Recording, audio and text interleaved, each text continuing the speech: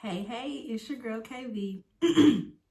Y'all, my goofy self had already started this video and had been talking for a couple of minutes before I was like, why is your angle all tilted and why is the floor showing back here? And then I was like, let me start this video over because this just looks kind of crazy.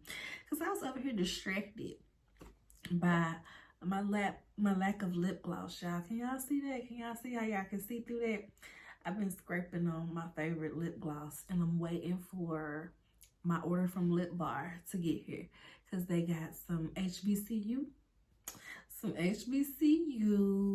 colors, inspired colors. So I ordered a couple of those and trying out Lip Bar. Never had Lip Bar. This is Julia's place. That's what I'm doing. Too busy worried about that. Couldn't get my angle right. So here we are, back for another review of the Real Housewives of Potomac. So far, so good. We're 3 episodes in with technically 3 new girls, and everybody's doing a little something, you know what I mean? Ashley's just gonna sit there and be messy, but hey, that's Ashley. Other than that, everybody else still has something going on within their life, and I can appreciate the new girls that they brought on because it's hard with these type of casts to really bring in new people when these ladies been knowing each other for so long. And it's like, we need a new person that can mix with everybody. You know what I mean? It can't be a new person that's, you know, the head chick over here's friend, and now she gonna be on that side and automatically not liking them, and vice versa. So I can appreciate the batch of new ladies. We get taglines on this episode. I said, oh, okay, I see that tape. We supposed to be, I got some shells that's supposed to go in here and we marking where we wanted to go, but I just, I don't be thinking about it till I get in this room, and then I'll be like, oh yeah, I do need to think about that. So I need to do better so that we can finish the room and my husband can stop looking upside my head. But anyway, Giselle's tagline: when the girls are away, it's time for Giselle to play. Okay, girl, we'll see, you know, cute enough, you know, I guess. Wendy, I quit grading, but I'm still passing judgment. I was like, okay, I feel like she could have came a little harder than that. Mia. Let me get my... That's smoothie out.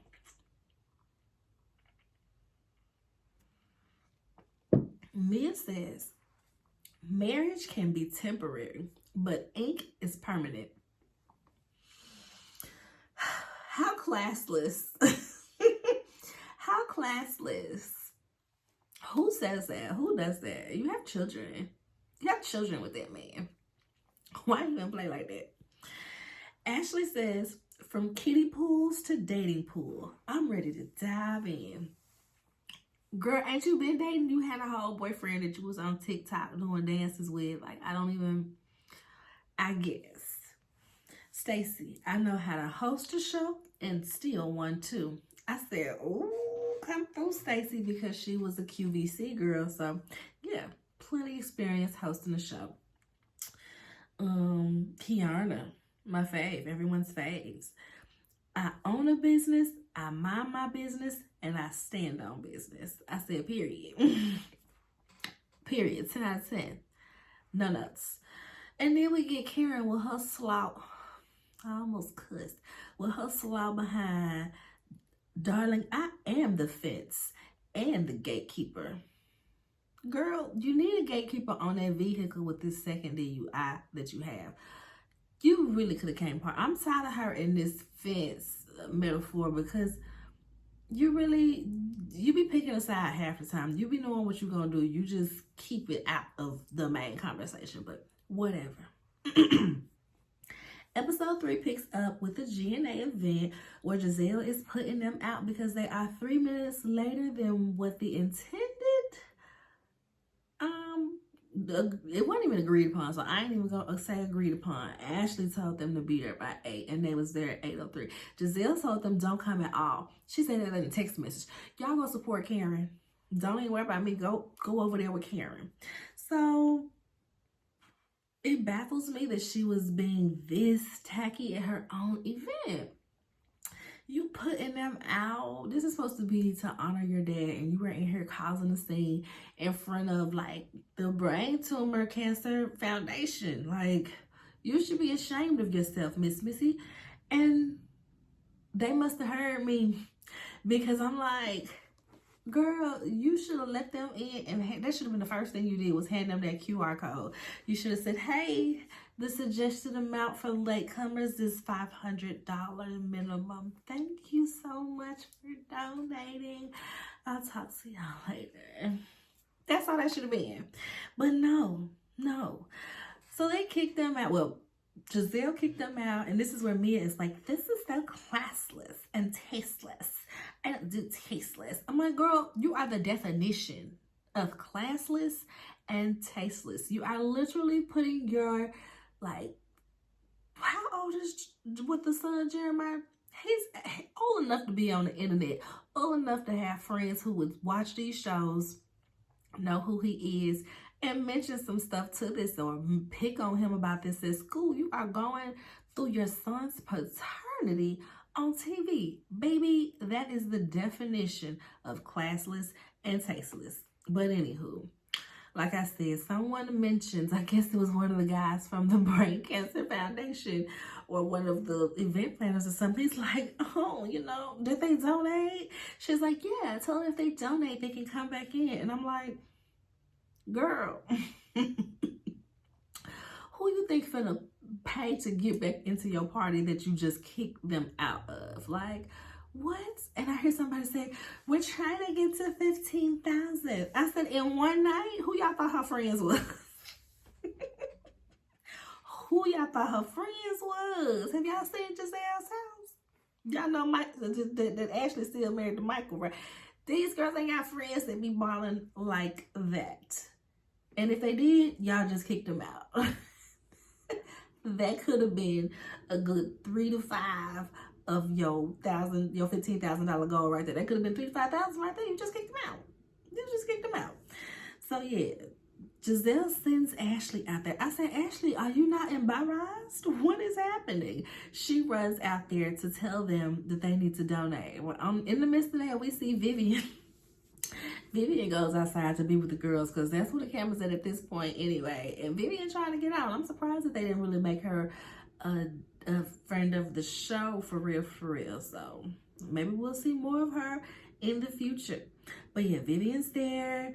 Like I said, Giselle sends Ashley out there, and Ashley's like, you guys, here's the QR code. You can RSVP to the next event, and then you can donate.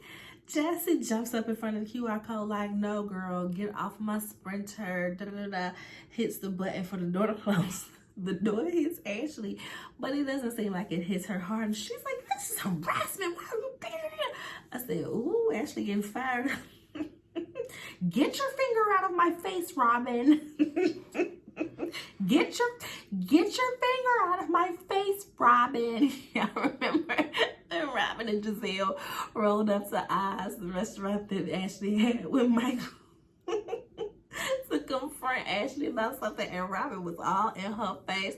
Robin was so confrontational, but nobody ever really brought it up. But anyway, get your finger out of my face, Robin. It was giving that Ashley, okay? We don't see Ashley get a little bass in her voice. So when that door hit her, y'all, she truly felt away. So they ended to sprint her mad. Mia says, I don't want to have tea. I don't want to have coffee, nothing. I don't want to decorate her tacky house, Willy Wonka's house. So the next day, Stacy holds a debriefing meeting. These about be my favorite scenes because it'd be so funny to get everybody's point of view when they done sat down and thought about what their response gonna be next time it's brought up. So it'd be funny for me. She invites Jossie, Ashley, and Karen over. Jossie gets there first, and I'm looking at this spread. Like this enough for 2 people. Like, we can go through this little piece of cheese and crackers and this for 4 people, I guess. So Jossie's there, and when Ashley gets there, Jossie's face like, oh, like gosh, I really don't want to see her. That made me laugh.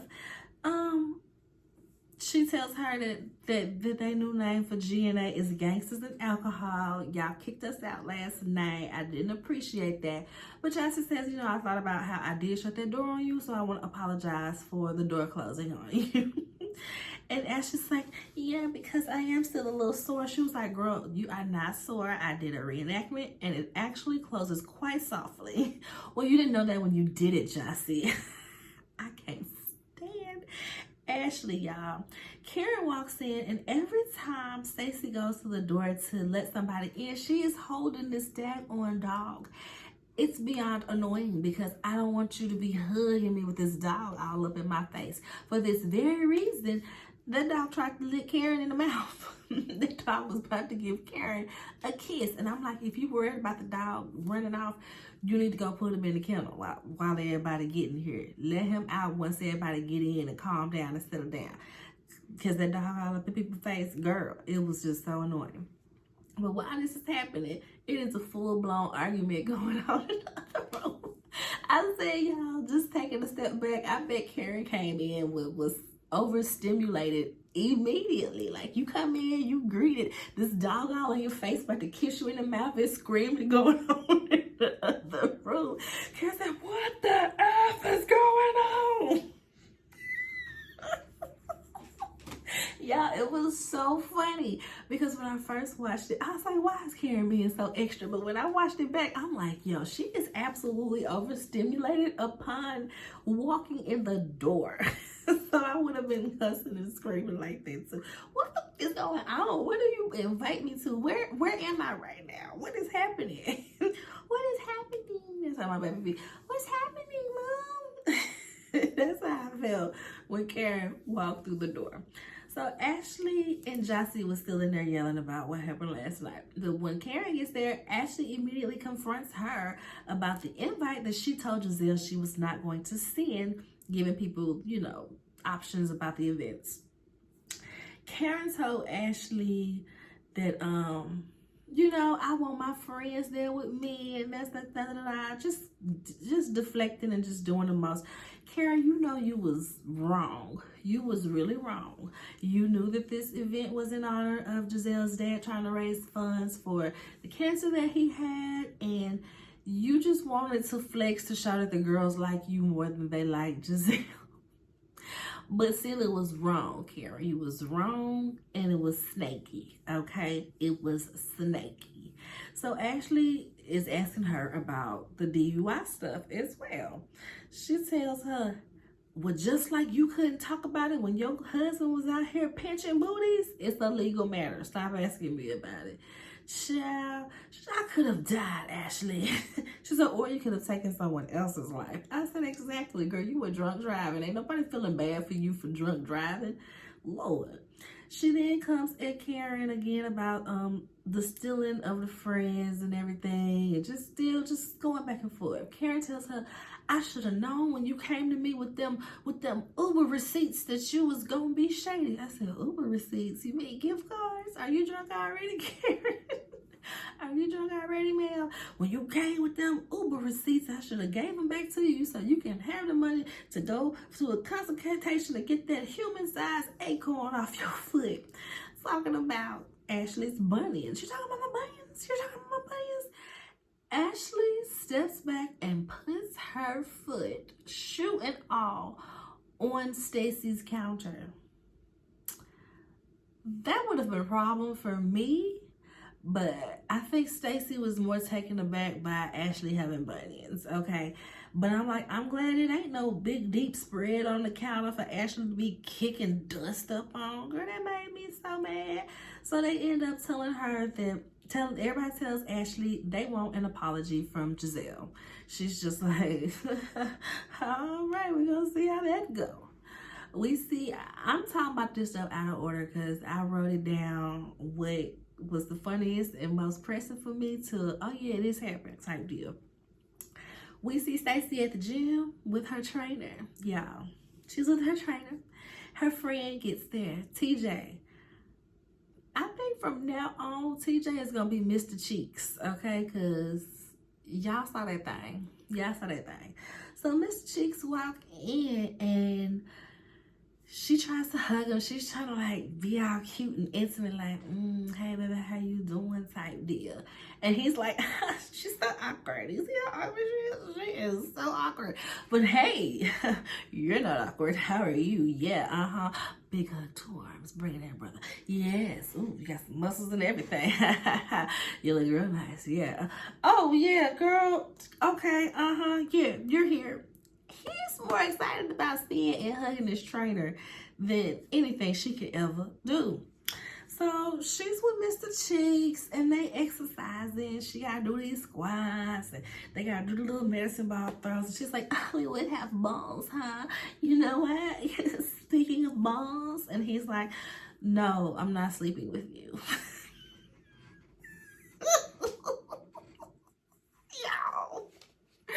Why is she bringing this man on this TV show to embarrass herself like this? No, I'm not sleeping with you.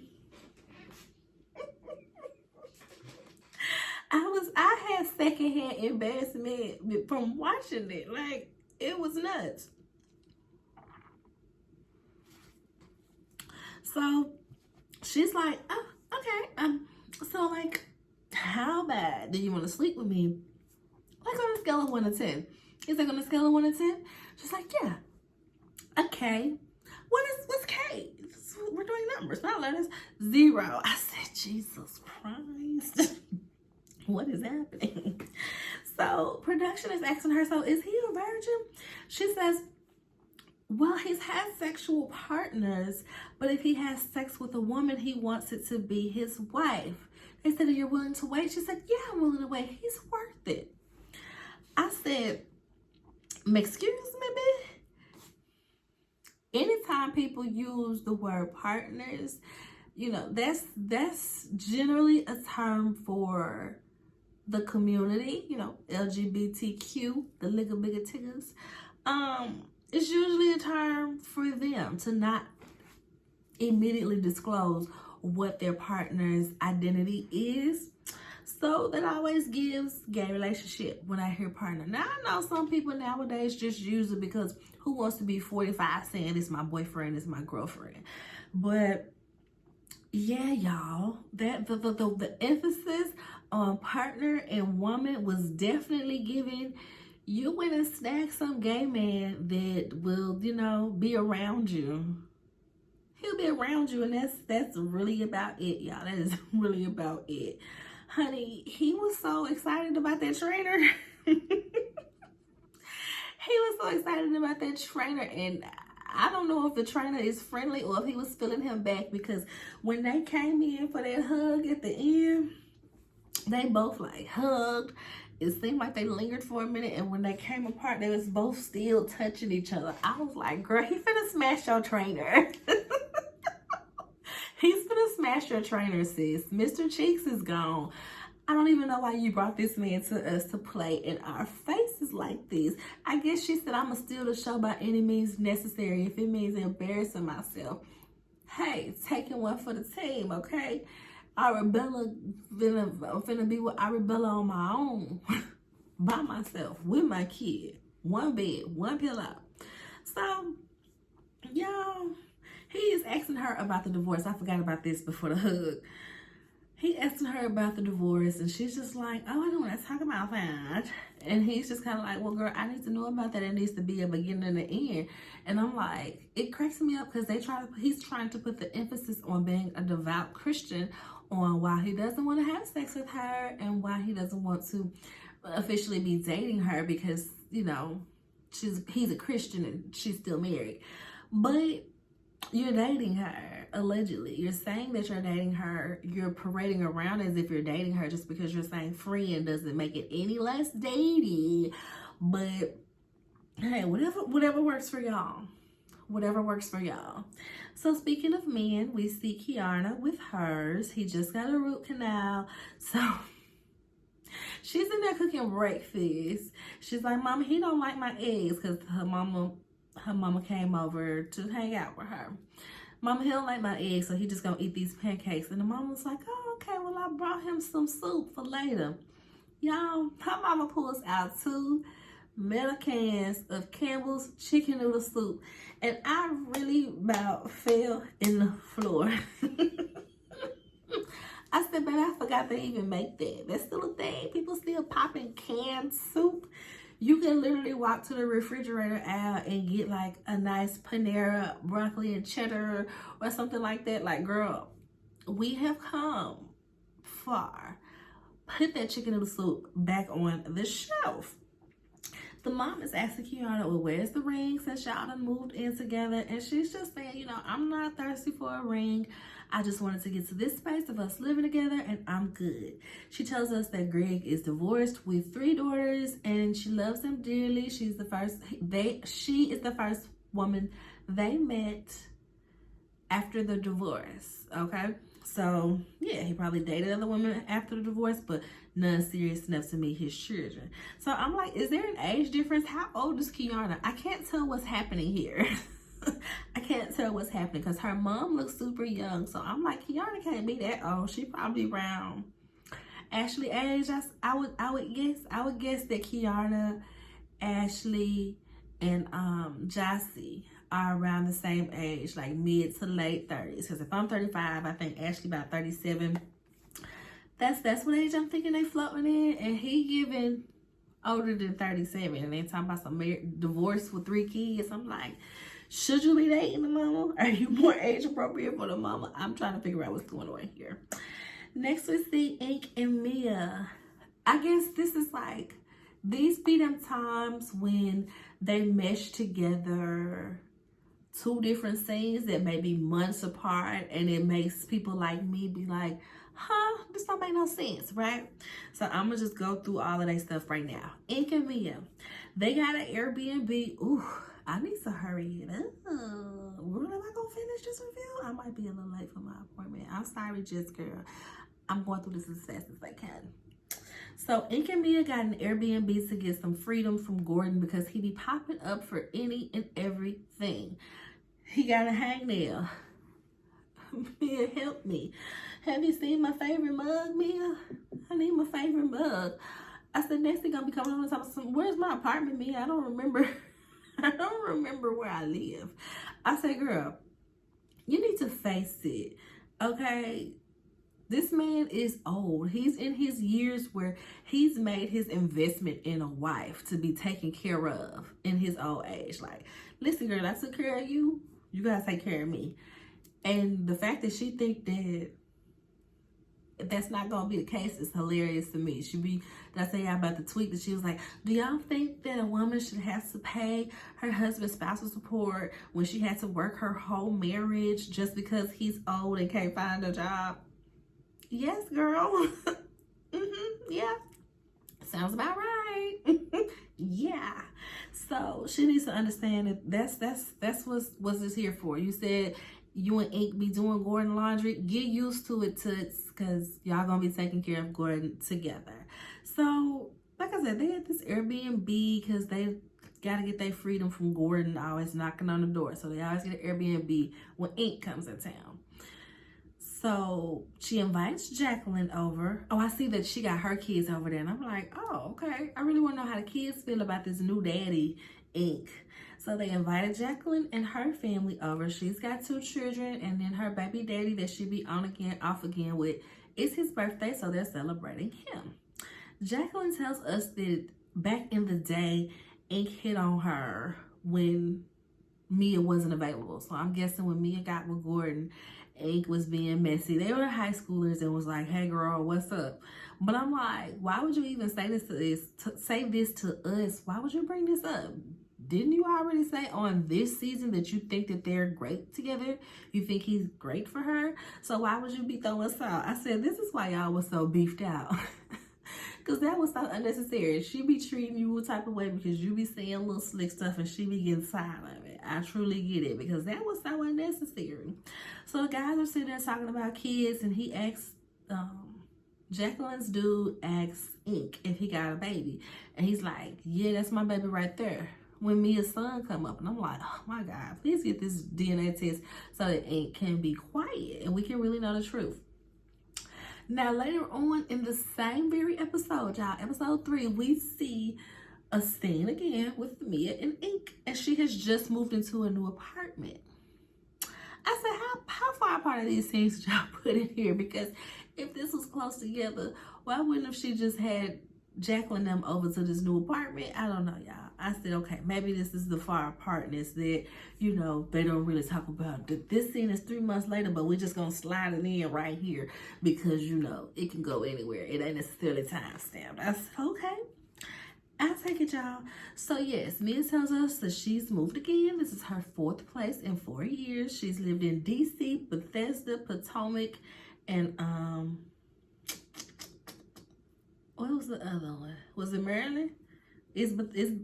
Maryland is Bethesda, Maryland, whatever it was. So I'm like, first thing I thought about was the children, because they didn't have to change schools, I'm sure.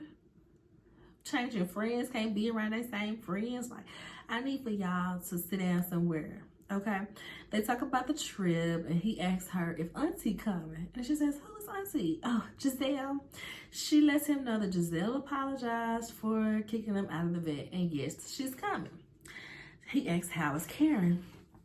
Mia's like, Karen's got a court date coming up. She got a court date coming up. Yeah, why are we whispering? I said, Mia, you started the whispering. They're gonna turn around and ask him why we whispering. He said, because we don't want everyone to know that she got a court date.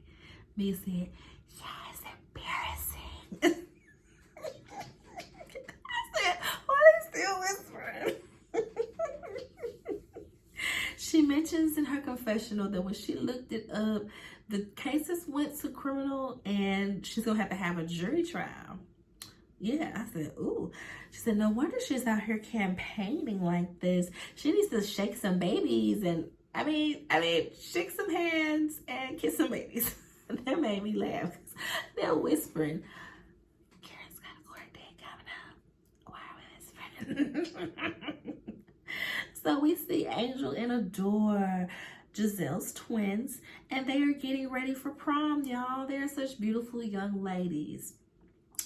She's missing her dad in this moment because he would usually be present for anything that the girls had going on. Anytime they were getting ready for homecoming, anything, he was there. So she's realizing that her beef is with Karen and that she shouldn't have treated the other ladies like she did. So she's going to apologize. We see that Cal is there doing the girls' hair. I said, oh, okay, look at Cal getting it right. And Jamal is there too. I said, what is Jamal wearing? Neither Jamal nor Giselle have any style. It's really bad. So Cal and Jamal have this silly little hugging moment because, you know, Cal used to be Jamal's barber, I believe, and he sided with Giselle in the divorce. He chose to pick her. He stayed friends with her. So seeing them like back trying to figure that, you know, not trying to figure it out because they still see each other, of course, I'm sure, but like being silly with each other was funny. So they're talking to the girls about curfew. One of the twins wanted to stay out till 2 a.m. The other one's like, whew, I'll be tapped out at 11 o'clock. So they like, so 12:30, you know, your sister's gonna want to party. And they were like, yeah, and it's only gonna be one stop coming in for the both of you. I know that's gotta be annoying than a mug when one twin wanna go home and the other one like, girl, we is still outside. We is outside. And y'all gotta do everything together. Terrible. So looks like only one of them has the date. This little white boy, y'all. I said, oh, okay, I guess. All these little kids on the show be dating little white boys, I guess. Production asked Giselle if she know that Jamal got a girlfriend. I said, why y'all being messy? And y'all, the one thing, well, besides Jamal and Giselle's fashions, the one thing that annoyed me a little bit about this season, and I hate to bring this up because she's such a beautiful young girl, but Grace and that foundation she be using, it is just too light on her face. Like, I want her to go to Sephora and get professionally matched by a girl that look like this. Not a light-skinned girl, not a white, not a Mexican. Get color matched by somebody that look like me that's gonna help you out and get you the right color, girl, because it's just ain't it. So they go to a cute little wine and charcuterie spot with some of the ladies. I said, is this everybody but Karen, basically? Giselle actually apologizes and says that her frustration was with Karen and not the ladies, and she shouldn't have done that. Wendy is shocked. I said, yeah, girl, you wasn't special. She just got to play nice with everybody since Robin is gone. Wendy mentions that it's going to be her birthday while they're out in North Carolina, so she's excited about that. Giselle starts talking to Stacey. Okay, well, let's learn about you, Stacey. So you got 2 kids? No, I have 1 child. Oh, okay, and what else? Yeah, I'm going through a divorce, and you seem sad about it. Do you not want the divorce? Girl, I was happy. I was happy when I was getting my divorce. I said, well, Giselle, I'm sure you were happy because your man was cheating on you with everybody in church, having you looking embarrassed and crazy. Ashley's like, oh, she's so sad. She already has a new friend. Stacey was not prepared for Ashley to be telling all of her business, and she absolutely let Ashley know that. Her face was very much giving shocked, like, baby, it's my business. She said, Ashley, I have invited you over multiple times and had conversations with you. Wendy said, and what she do? And what she do? Wendy. Nobody paid attention to it, but Wendy ain't.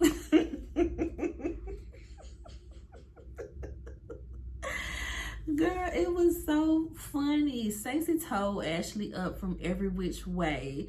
I bet Ashley thought she was going to have it a little bit easier this season since Candace ain't here to stay on her forehead. But baby, Jossie and Stacey came and took the baton, and they is on that forehead, baby, okay? Some people feel like Stacey was blowing up for nothing, but I mean, it's the fact that she not even letting her tell her own story. Like, dang, you done already told Giselle about everything, so Giselle just running down my checklist opposed to naturally asking me, hey, tell me about yourself. Okay, girl, so you two kids and you about to get divorced? Okay, what else? Okay, yeah. Ashley said, girl, get to know me organically, like Nene would say. Get to know me organically. Don't be just running down everything you heard somebody else say about me. So that would have annoyed me anyway. Lastly, we see them headed to North Carolina.